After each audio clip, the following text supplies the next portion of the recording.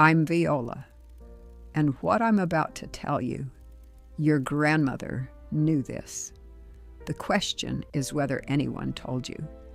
There was a jar of buttermilk sweating on the counter of every black kitchen in the South in 1955, and nobody thought twice about it. It sat there next to the flour tin and the lard can, ordinary as Tuesday. Nobody called it a treatment. Nobody called it a serum. It was just what you had, and what you had was enough. Big Mama would dip a clean rag into that jar on a Sunday evening, wipe it slow across her face and her neck, let it sit while she shelled peas or braided somebody's hair, and rinse it clean before bed. She never once explained why. She didn't have to. 40 years later, her skin was still doing the explaining for her, soft, even unlined in places dermatologists would later charge $200 to fix. And she never set foot in a dermatologist's office in her life. That's not old-fashioned, that's genius. I'm Viola, and what I'm about to tell you, your grandmother knew this. The question is whether anyone told you. If this is your first time here, do me a favor right now. Hit that subscribe button. Because what we do on this channel every single week is dig up what was buried. This one is personal to me, family, because it's about the pantry, the actual pantry, the shelf behind the kitchen door, and how it held everything a woman needed to keep her skin right for 70, 80 years, without a single dollar going to a beauty counter. Hit subscribe, ring that bell, and let's get into it. Now, the first thing you need to understand is that Big Mama's black skin in the 1950s was not surviving in spite of having nothing. It was thriving because of what she had, and what she had was better than most people realize even now. Buttermilk was not a substitute for something fancier. Buttermilk was the treatment. The lactic acid sitting inside that soured milk was doing, quietly and for free, what chemical peels do in a spa today for $150 a session. It broke down the outer layer of dead skin, gentle as anything, and it left behind skin that looked like it had been polished from the inside. Nobody was measuring pH balance in 1955. Nobody needed to. The women who used buttermilk on their faces twice a week just knew that their skin looked better in June than it did in January, and they kept doing it generation after generation without asking science for permission. The industry didn't want you to know this, because there is no way to put a jar of soured milk on a shelf at the beauty supply store and charge $9 for it. There's no packaging for something that's already sitting in your icebox. So when the big companies came through black neighborhoods in the 50s and 60s, with their creams and their promises, they weren't offering something new. They were offering something expensive, dressed up to look like it was better than what was already working. And because it came in a bottle with a label, people started to believe that the bottle was where the knowledge lived. It never was. The knowledge lived in the hands that knew to reach for the buttermilk jar in the first place. Now let's talk about cornmeal, because this is where people get surprised. In Big Mama's kitchen, cornmeal wasn't just for cornbread. A fine handful of it, mixed with a little buttermilk or a little honey, became the exfoliant that women used before church on Saturday night. Worked in slow circles across the cheeks and the forehead, rinsed with warm water, patted dry with a clean flour sack towel. It sounds simple because it was simple.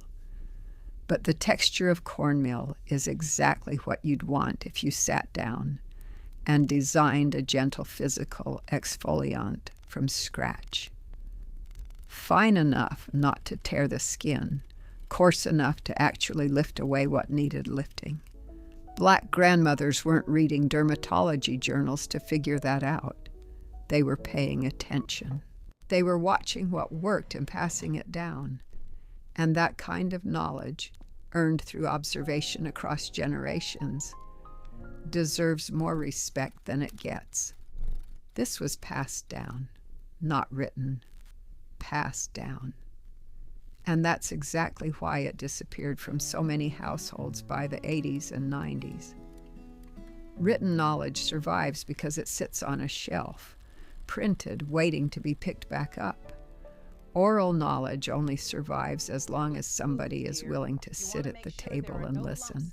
When the beauty aisle got bigger and the kitchen council got quieter, a lot of us stopped listening, not because we didn't want to, but because nobody told us there was something worth listening for.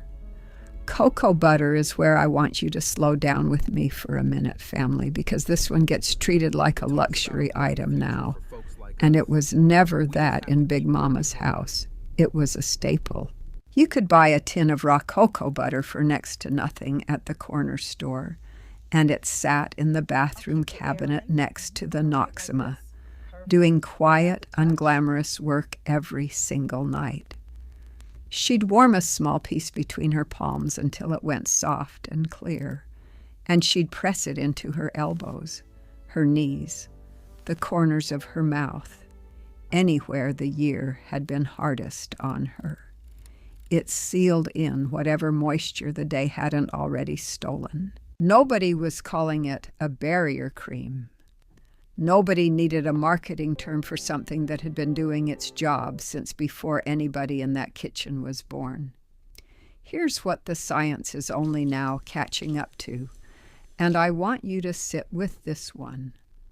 Cocoa butter is rich in fatty acids that reinforce the skin's own protective layer, which is a fancy way of saying it does exactly what Big Mama always said it did. It keeps what your skin has in and keeps what the world throws at it out. Scientists in labs with white coats and grant funding are running studies right now, confirming what a woman with a tin of cocoa butter and a Sunday routine already knew in 1953. That doesn't surprise me, family. It vindicates her. Vaseline gets talked about like a joke sometimes, and I need us to stop that right here, because in Big Mama's routine, Vaseline wasn't the whole treatment. It was the seal. She understood something that a lot of today's skincare shelves have forgotten, which is that moisture needs to be locked in, not just added on top.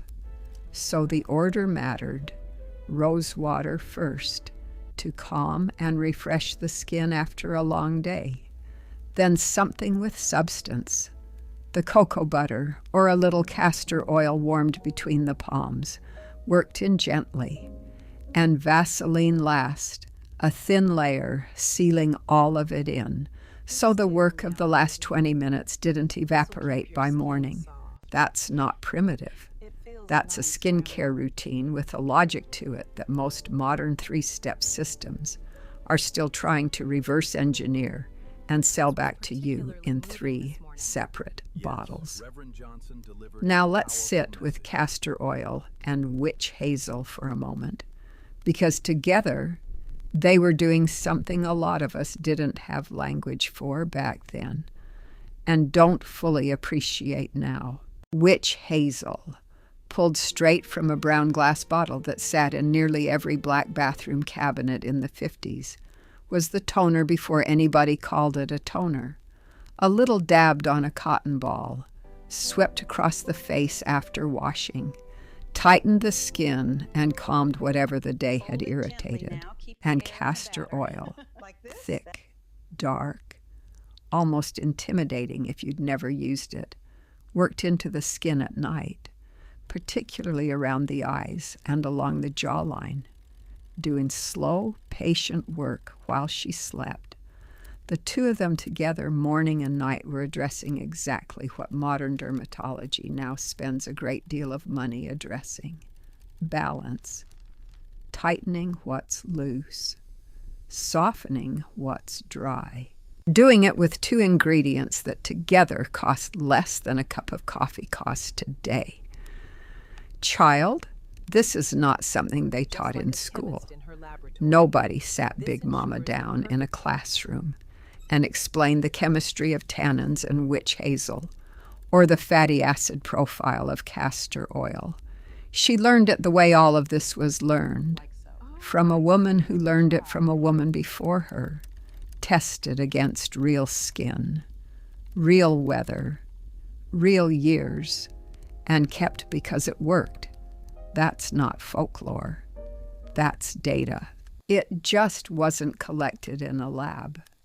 I want to pause here for a second, family, because I need to hear from you before we keep going. What did the women in your house put on their skin before bed? What did it smell like? Because I already know some of you can smell it right now, just thinking about it. Was it cocoa butter? Was it Vaseline? Was it something in a jar with no label that you never quite figured out? Drop the name of that woman in the comments below. Tell me who she was to you. Let's remember them together right here, because I promise you somebody else scrolling through these comments is going to read your memory and feel like they just went home for a minute. Now let's keep going, because we haven't even gotten to the egg whites yet. There was a particular Saturday ritual in a lot of these households, and it involved cracking an egg, separating the white and working it into the skin of the face until it dried tight, almost like a second layer of skin pulling everything into place. Women would sit on the back porch with that mask drying in the evening air, laughing with each other, waiting for it to set before rinsing it off with cool water. What that egg white was doing, in plain terms, was tightening the surface of the skin temporarily and delivering a small dose of protein directly where it was needed. It wasn't a spa treatment. It was Tuesday. It was Saturday. It was whatever day the eggs happened to be fresh, and the mood happened to be right, and it cost exactly nothing beyond what was already sitting in the icebox for breakfast.